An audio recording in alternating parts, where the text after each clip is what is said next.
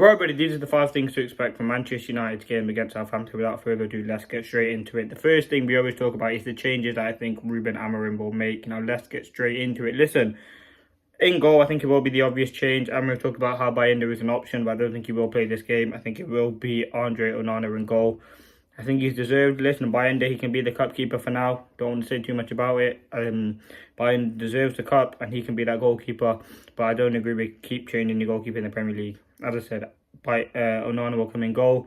In terms of the back three now, Maguire, he only had 2 training sessions during that week and wasn't 100%. So I think it will be De Ligt, Euro and Martinez as the back three. I think that's a very good back three.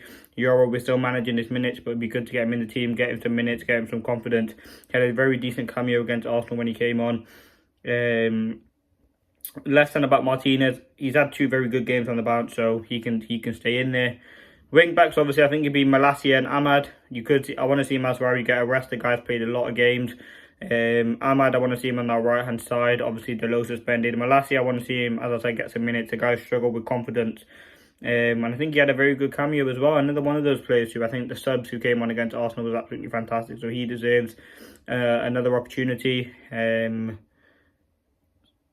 So, yeah, that's really about it. I think it will be that back three, those 2 wing backs into midfield. I think Mainu might get benched. I think it's going to be Ugarte, Collier. You could see Eriksen come in because it's a game where we're expected to have a lot of possession and you want to see Eriksen on the ball. But I just think Collier, man, he's the one who's next coming through. There's no real future with Eriksen. United looking to sell him. I know you want to play him for that control, but why not give Collier a chance? It's a game where, as I said, United expect to dominate, have a lot of possession. Why not give the kid a chance, an opportunity to show? And it could be one of those games where he does thrive. So, listen, Amorim did say that Collier is an option, so we'll have to wait and see what happens there. 2 inside forward, I think it will be Bruno Garnacho. Garnacho had a very good game against Arsenal, got an assist, had a very good game against Liverpool where he did have an impact as well. Garnacho is only one of those players now. There's been a lot of links with his exit. Amorim talked about how he wants to keep him, so that's a positive. I think it's very, very important for Amorim to keep Garnacho. I think he is one for the future. And I think he does deserve to start this game. I think you have Ahmad in the wing back. You have Garnacho in the forward line.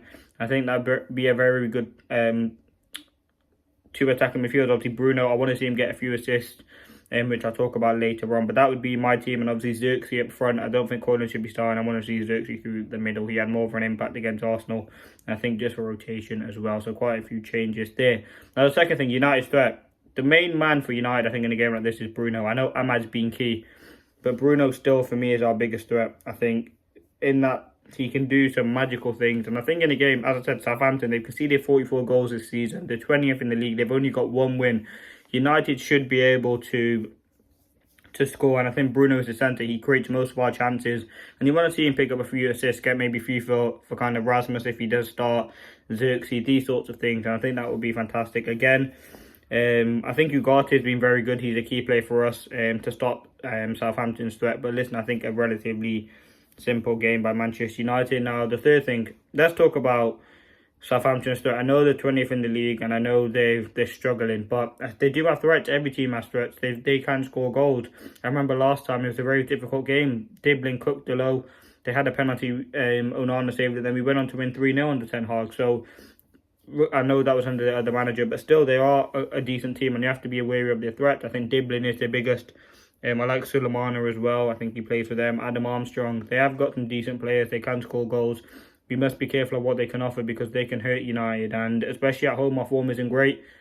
But listen, that's enough on Southampton's threat now. The fourth thing, United must score goals. This is a game where I think Southampton scored 5 against them.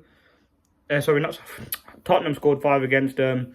They are definitely there for the taking. I think we can, if we want to improve our goal difference, we're currently on -5. We should be wanting to score goals in a game like this. And as well, scoring goals will give confidence to players. I think we are creating chances. We just need to be more clinical.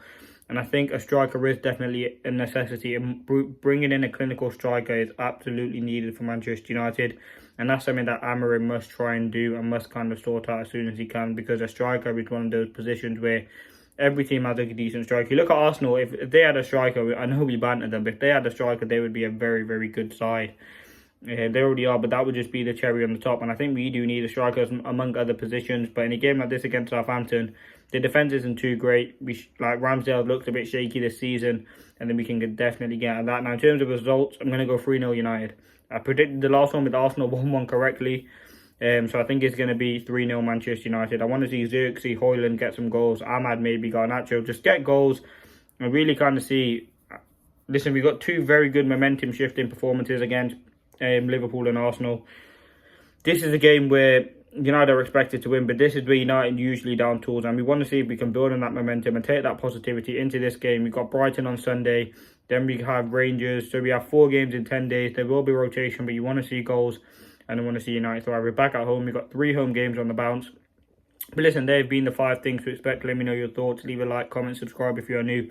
That's good. Leave a like, comment, subscribe if you're new. Thanks for watching.